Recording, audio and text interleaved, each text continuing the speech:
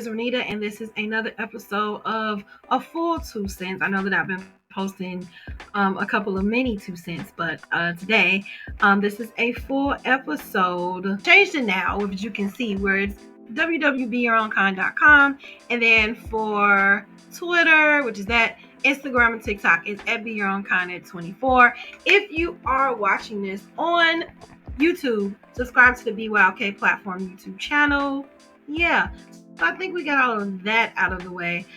This weekend was a fool. It really, really was a fool. But before we get into that, let's talk a little bit about me. So I have went a whole year without not year, a whole 39 years without glasses, and I actually had to purchase some because I cannot see far. So I'm really excited about my glasses. Oh my God. It looks weird now because I'm actually, it looks crooked. I'm actually, I'm nearsighted. So I have to wear these when I'm driving or watching TV. So right now it just looks weird because this is kind of near. But anyway, how has everybody been doing? I know there's a lot that's been going on in the world, and I just wanted to touch base on this. This is a soft season 4 start. I'm still getting everything together. I am a team of one. So just look out for the rest of season 4 to come out.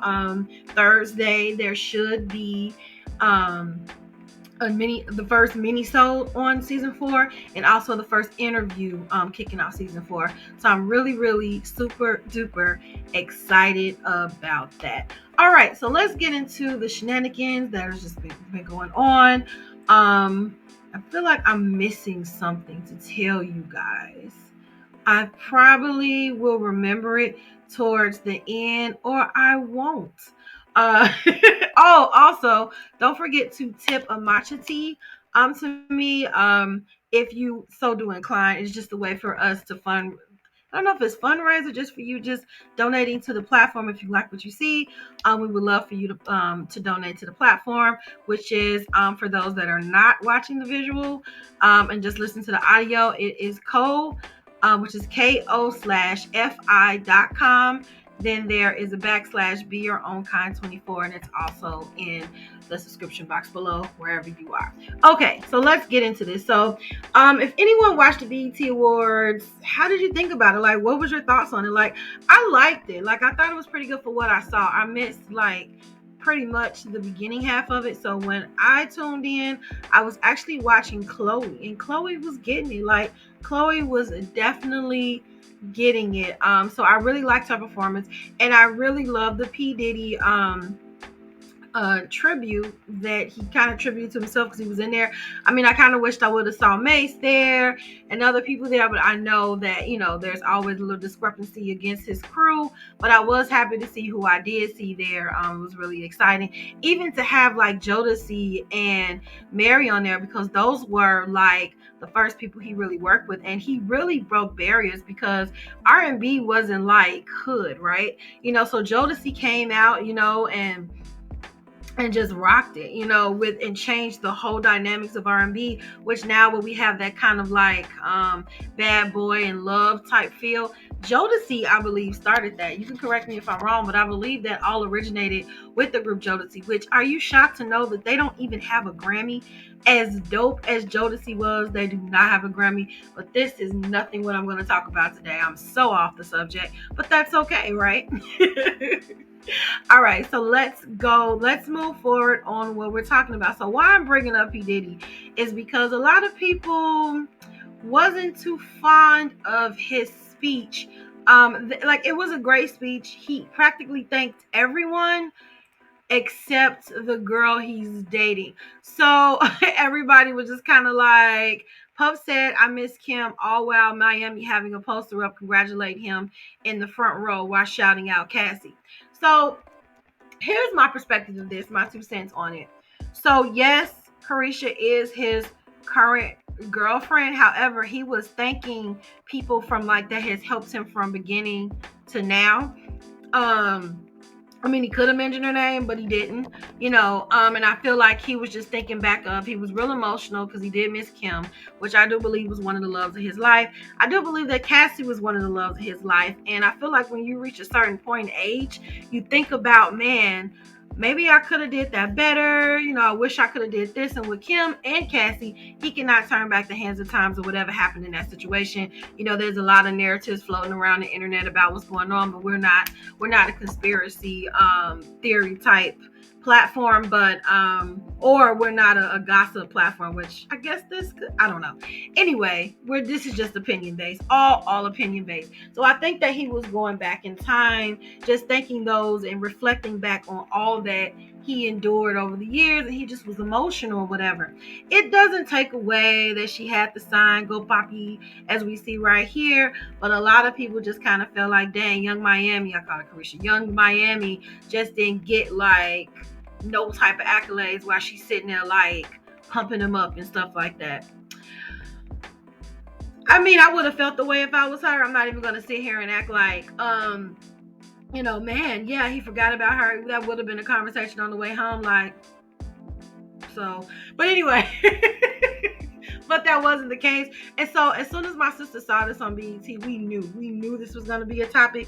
And so I was just waiting on it to like hit the memes because I knew it was going to be a topic. So the next thing on this is actually him speaking. Let me turn it up a little bit so you can actually hear him. So let's hear it again. Yeah, also Cassie, holding me down in the dark times. Love. So Cassie is another girl that he just cannot get back. Like, cannot get back. So that's why I'm saying, like, I think that he just was in the moment. Like, he was just genuinely in the moment, and he just totally forgot about, about thanking her. Like I said, I'm pretty sure that that's going to be a conversation, but that's not a conversation that we're going to have any input on. So yeah, so here's the other thing. Like, I kind of found out why they were actually bonding in the first place. I did not know that her son's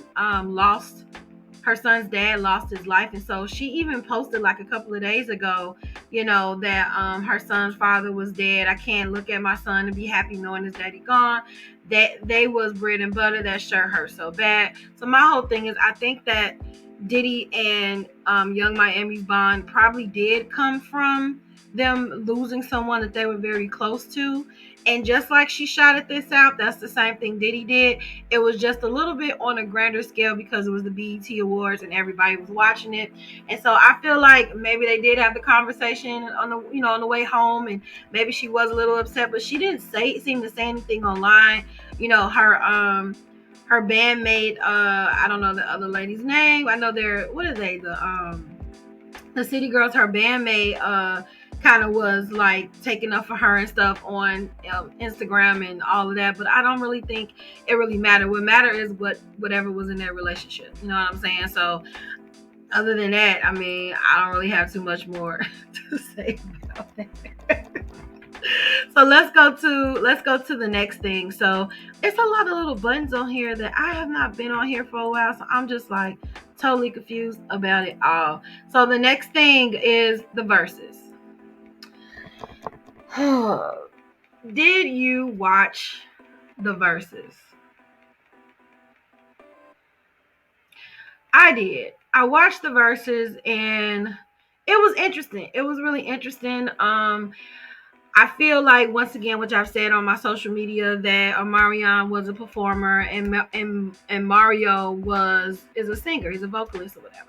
And so even if you go in the past and listen to like live versions of Omarion on like 106 in Park or something, he sounded the same. Like, he's always kind of been monotone. There was never any like notes that he really, I mean, matter of fact, let's go to it right quick because we got time. So let me go to it.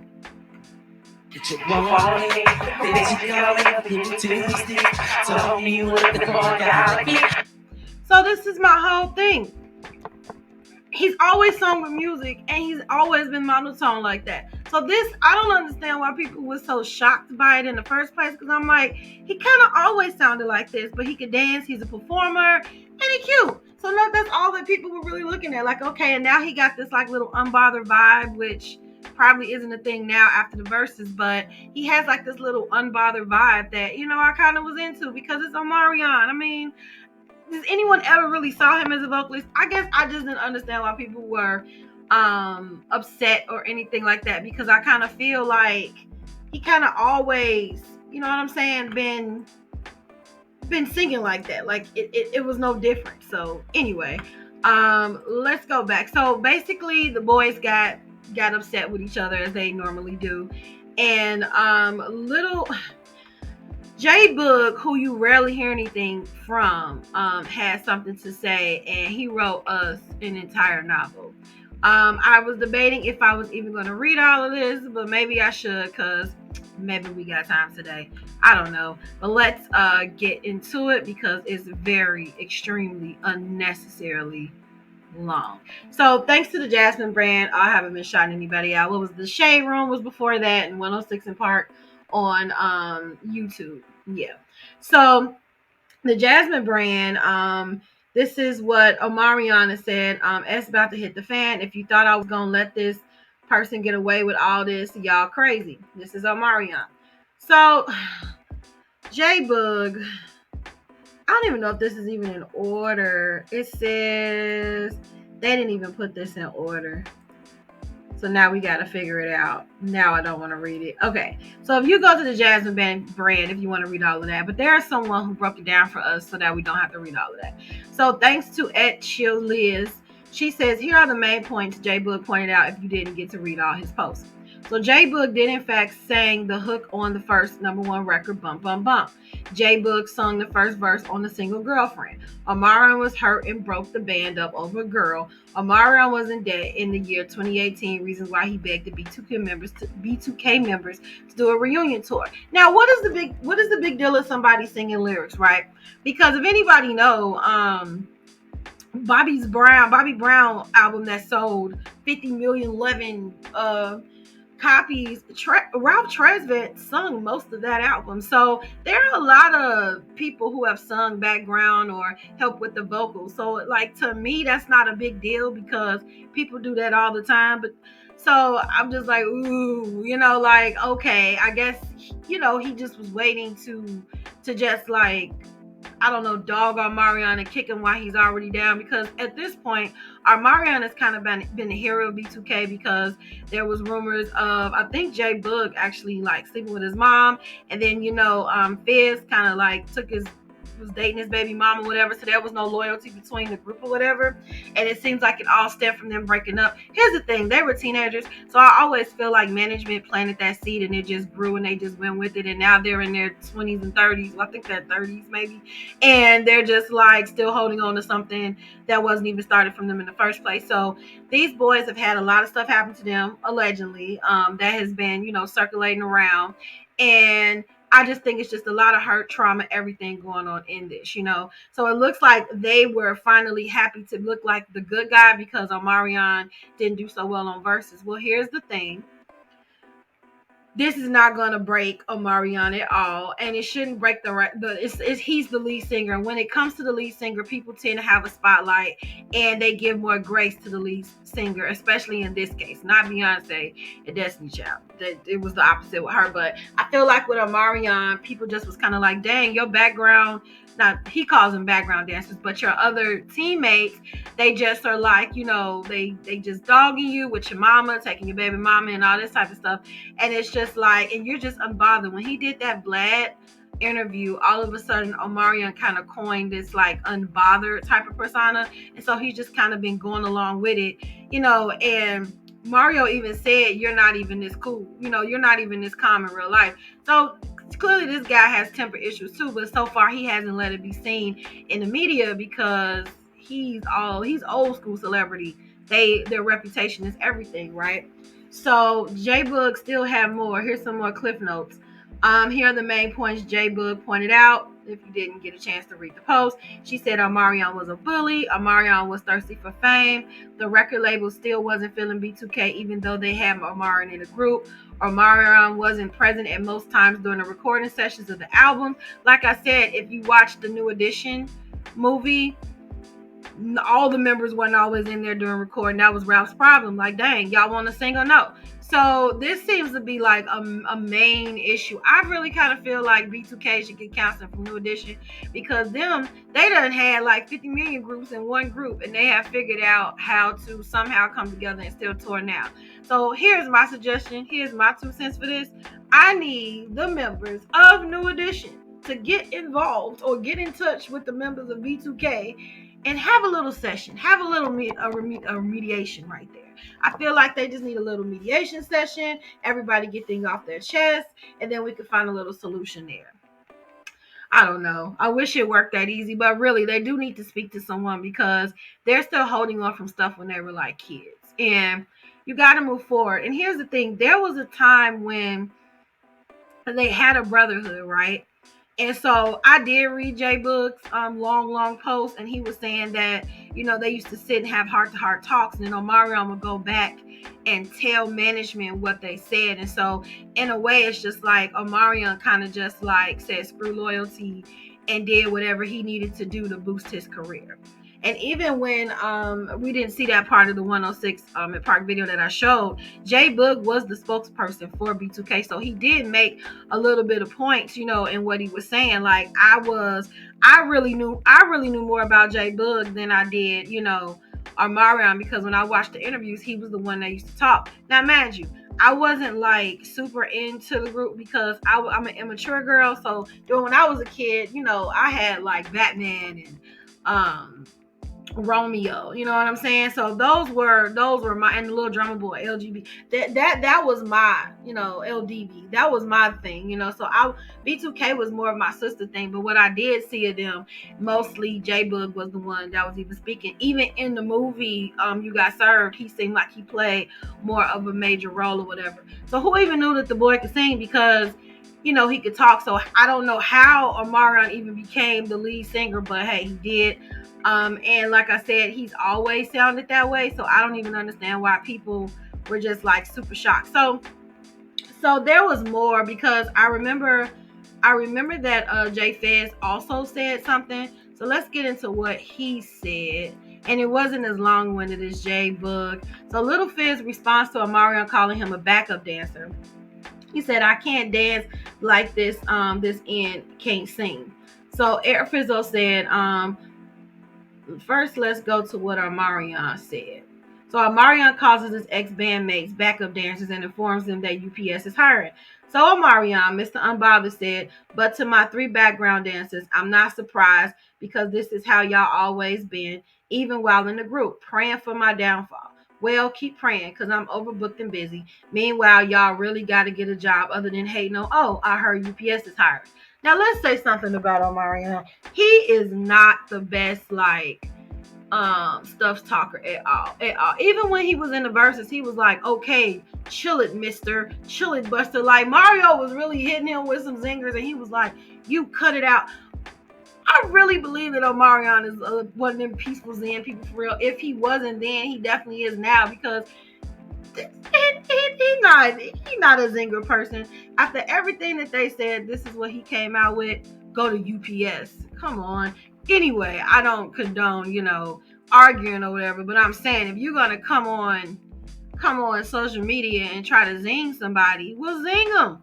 So anyway, Little Fizz response to that was, sorry I'm late to the post, and delete party at Boog and Raz B. Been at my son basketball tournament all morning.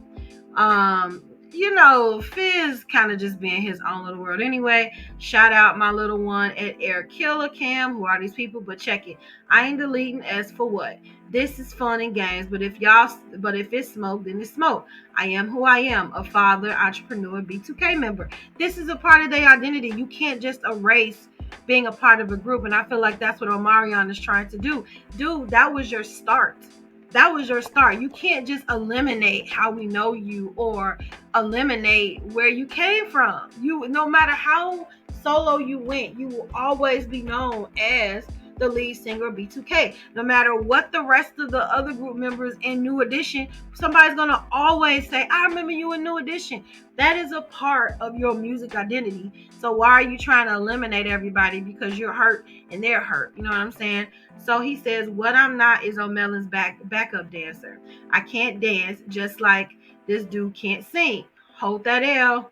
So they always knew that Omarion could not sing, apparently. Okay, and then this is just a funny meme. So here's the thing. He can sing within his limits. Like, he's not hitting notes. He's not Usher. You know what I'm saying? But we come to see him to perform. You know, there are just some people that we just come to see to perform. And Omarion did give a show. He gave a show. It was just the fact that he was up against a person who wasn't going to do all that. He was just going to sing. So that is basically, you know, the difference.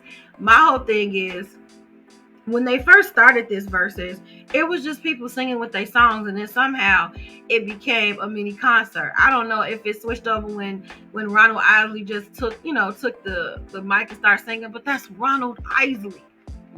If you know you haven't been practicing, and if you know that you haven't been on your game, sing with the song.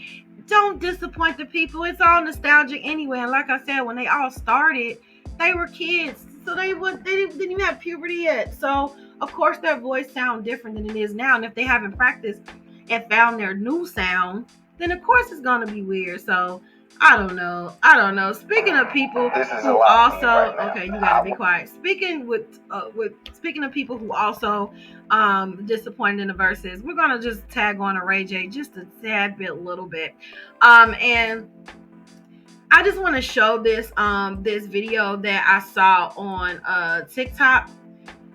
It was like a little snippet of Love and Hip Hop? I don't know, whatever show they were on together. So let me just get into that just to show you just his Ray J's ego has always been through the roof, and I think it's because he's handsome. Brandy's his brother, and he's been like fighting so hard to not be known as Brandy's brother. But people who don't know him are going to associate him with Brandy. Now, man, he's a millionaire. He's done all this amazing things, yet he's still trying not to be tagged as Brandy's brother. Brandy is amazing. If I am tagged as Brandy's brother, whatever. But I get you want your own identity. I totally get it. But I want to just show you the grandeur of delusion with this person. So here we go. I'm the new Omarion. It would never be like we trying to stun on the homie for keeping the brand alive because the checks are sitting there and nobody's collecting. I'm gonna be honest with y'all, fam. This is a lot for me right now. I wasn't expecting to walk into this. I thought everybody was gonna come with they Ray 2K. Yo.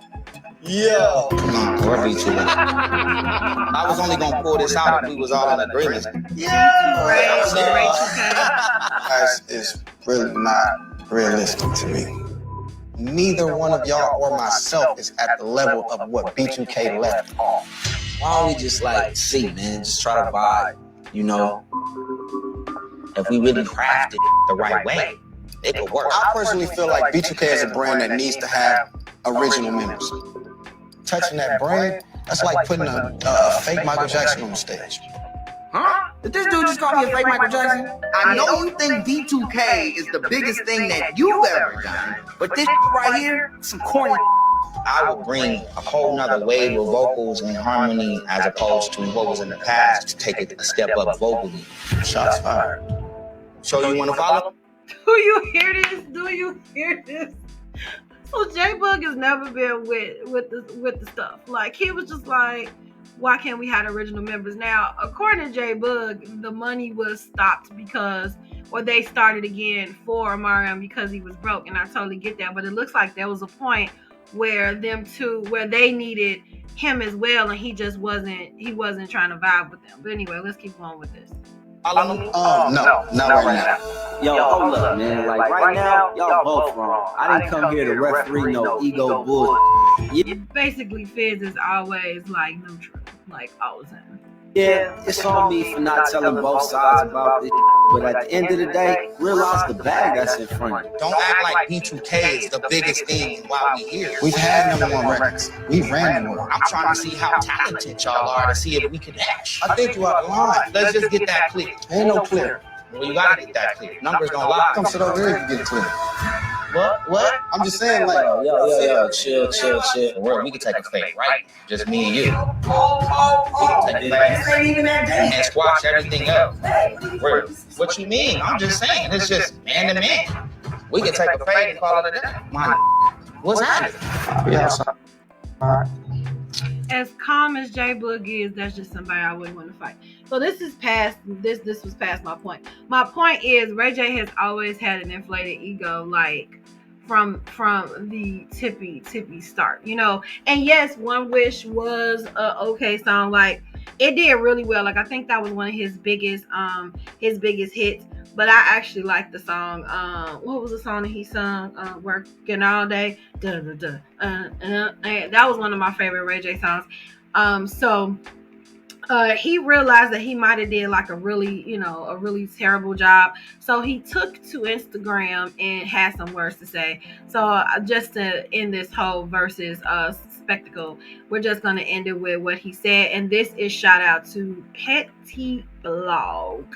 So let me make this big, and here we go. So you basically cut into Mario and Omarion's time. That ain't right.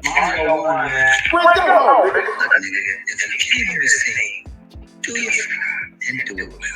Look at the fuck the stage. If you wanted to go to a goddamn Dave Chappelle show, or if you wanted to watch two comedians battle each other,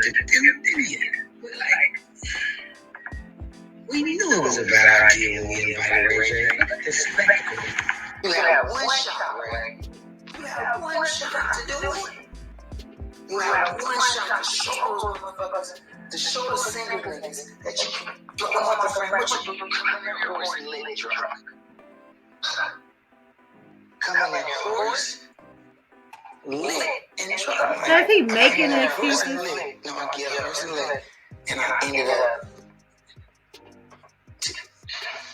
Did y'all peep how him hogging the stage from the main events kept making the views drop? I'm talking hundreds of thousands. I ain't lying. Randy was so supportive today. She was disappointed in my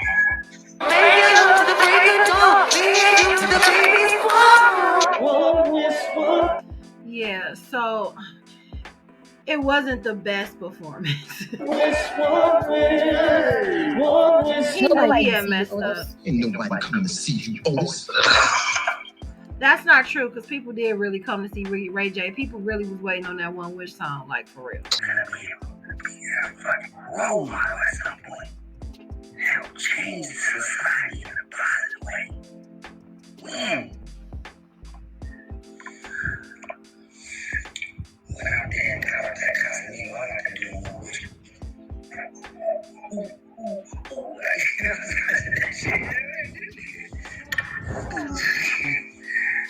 I can't help it. Because it's really funny. Why did I do that to always again? Because of me, and you feel like I was running in the rain.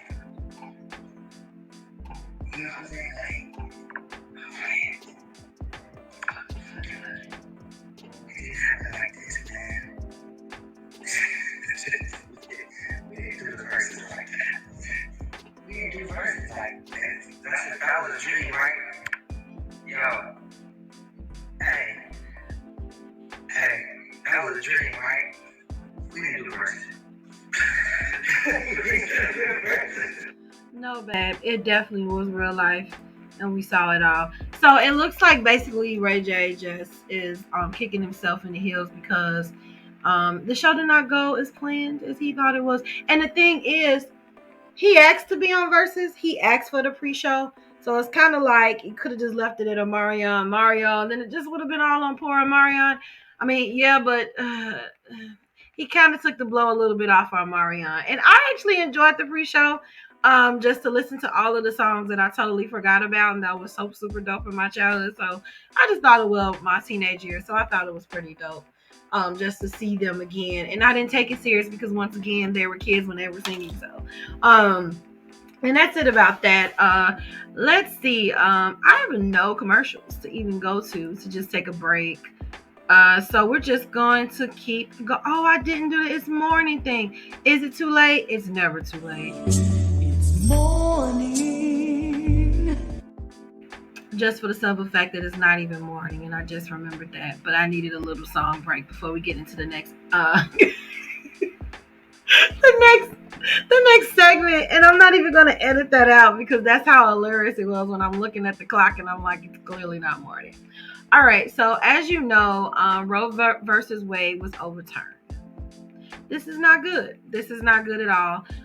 You probably have seen the post circulating about, this is a good day for white America. I couldn't find the video that kind of explained what she meant by that, but basically it's just to stop the flooding of the minority becoming the majority. It is statistically, according to the video, I didn't look this up, so this is not, don't quote me, but over 60% of abortions are performed by Caucasians. So by doing this abortion, by legalizing this abortion, legalizing not having an abortion, that will kind of help the population a bit. It's not even about fetuses or nothing like that, because if it was about that, the government would contradict themselves when people try to claim their fetus for taxes. According to the government, an unborn child is not considered a life, but all of a sudden with this, it is considered a life. So you can't claim the kid in your stomach with taxes, but then it is a life when it comes to aborting. Both ways it is a life, because it has a heart, it has moving pieces and this and that. But the problem with overturning it is you're taking away a person's right, human right. There are people who did not get pregnant the traditional way, and it may be too much for them to keep the baby, or for whatever various reasons. It's just her choice. We all have freedom of choice, even with God, to choose whatever you want to do. So to just tell someone that they can't do it, that's a violation of a human right. That's a violation of a human right. So whether you are pro-abortion or not, none of us have the right to tell somebody to do what to do with their body. And I'll just leave it at that, to not make it as controversial. So that is what people are fighting for. A lot of people are like, well, are you guys for aborting kids? No, that is a very stressful situation, and sometimes people are caught in that situation where they do have to do that. But it doesn't mean that everybody that get an abortion is because of selfish reasons, or just because they don't want to. People have their reasons, and we have to respect their reasons. So this is Be Your Own Kind. We do not have judgment here on this platform, but that's why we don't like the fact that people are not having the right to do whatever they feel that they should do in that given situation. So due to the overturning of Roe versus Wade, there were just a couple of things that I just wanted to touch upon before we get off. And one of those is this is shout out to Mob Radio. I love her, but this is Mob World, but it's actually Mob Radio. And they're saying right here that this map accounts for laws that would ban most of all abortion. So as you see here, the lavender right here looks like Washington, Oregon, Nevada, California, Colorado, New Mexico, Illinois, Minnesota, New York, New Hampshire, Maine, Delaware. They are all gonna and Alaska and Hawaii are going to likely to keep abortion legalized. So for people that live in states such as Idaho, Wyoming, Utah, North Dakota, South Dakota, basically the South, which is Texas, Oklahoma, Louisiana, Mississippi, Arkansas, Tennessee, Kentucky, and Missouri, you would need to go to those lavender states most likely to get an abortion if need be. Then there have been some companies, I believe, such as Google and some other companies that said that they would help. If somebody was housed in these states that ban abortion, they would pay for travel for them to go to those said months to perform the procedure. We still have some undecided states, which is Arizona, Montana, what is that? Kansas, Wisconsin, Michigan, Pennsylvania, and North Carolina. Like we still have Virginia. We still have some of those that in Nebraska. Sorry, we have some of them that they're uncertain, so they don't really know which way they're gonna go. So right now they're not even in this race. They're saying that the next goal is to try to ban gay marriage in certain states too. So this is just the beginning. This is not the end of the overturning of rights, and I feel like we're going backwards as a nation. We're totally going backwards as a nation. We're in a recession, and we're worried about this. We're making things even worse than what it already is. And so these are trying times. These are basically just trying times. So I'm really like irritated and upset about this period. So the next thing is because of this, we have the Plan B pill. So CVS and Rite Aid pharmacies reportedly began limiting purchases of Plan B pills following overturning Roe versus Wade, because a lot of people are probably going to rush to get those, especially those that are in those states that are planning to legalize the banning of abortion. And so, according to the Shade Room, folks all over the United States have been in an uproar over several states' move to make abortion illegal over the weekend. The Supreme Court's decision to overturn Roe versus Wade on Friday have caused an increase in the need for emergency contraceptives, and major drugstores are reportedly limiting the sale of Plan B pills per customer because there is an increase in demand. So it's saying due to the increased demand, at this time we are limiting purchases of the Plan B contraceptive pill to 3.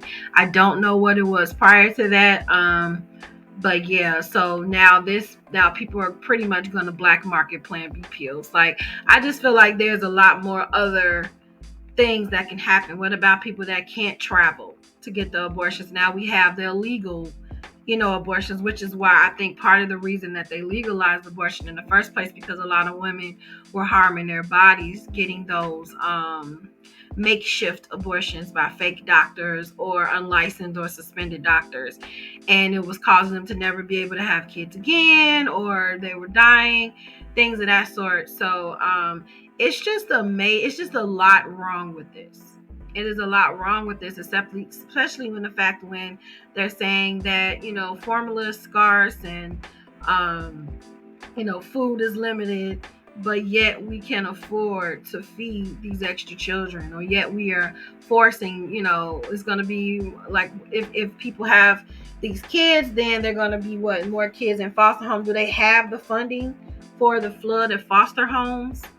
Do they have enough parents for these adoptions? It's things of that sort. So it is going to be a little topsy-turvy for a while. I don't know. I just don't know what's going on. I don't even think I've seen anything of the president, the actual president of the United States, say anything. Let me see if I can find anything. Looking here at this right here where it says Joe Biden. This is Newsweek.com. Joe Biden outlines how he will battle states over abortion in post-Roe USS. President Joe Biden has outlined how his administration will potentially battle state governments that introduce restrictions on abortion that could violate federal law in the wake of the Roe versus Wade being overturned. Biden made remarks early on Saturday as he signed a new bipartisan gun control bill into law, and he also took aim the Supreme Court for making terrible decisions. The president echoed comments he had made in an address to the nation on Friday following the publication of the court's ruling in Dobbs versus Jackson Williams Health Organization, and expressed a commitment to guaranteeing women's rights to cross state lines in order to access abortion services. So most abortions are now illegal or soon to become illegal in 16 states, which we just went over, after the court's conservative majority voted to overturn the landmark abortion rulings Roe versus Wade and Planned Parenthood versus Casey. Yesterday, I spoke about the Supreme Court's shocking decision striking down Roe versus Wade, Biden said. We've had a lot of discussion about that in our whole household, we think. Anyway, Jill and I know how painful and devastating that decision is for so many Americans. And I mean so many Americans, the president went on. He keeps saying a decision is implemented by states. My administration is going to focus on how they administer or whether or not they violate other laws, like deciding not to allow people across state lines to get public health services. And we're going to take actions to protect women's rights and reproductive health. A reporter asked Biden if he thought the Supreme Court was broken. He says, I think the Supreme Court has made some terrible decisions. In their majority opinion, authored by Associate Justice Samuel Alito, the conservative justices wrote, the Constitution does not confer a right to abortion. Roe and Casey are overruled, and the authority to regulate abortion is returned to the people and their elected representatives. It is not left to the people. It is only left to their elected representatives, in my point, because it can't be left to the people, because if it was left to the people, it wouldn't just be an entire state banning this.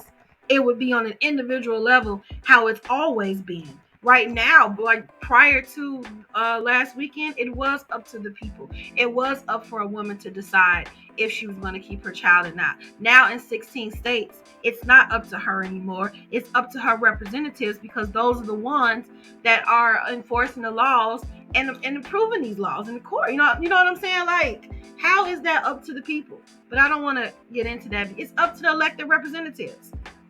It's up to the elected representatives and to the states that immediately went to the Supreme Court to get it filed. You know what I'm saying? Or whatever it works. I don't know how that works. You know what I'm saying? And during his address on Friday, Biden directly addressed the question of women traveling across the state in order to access abortion.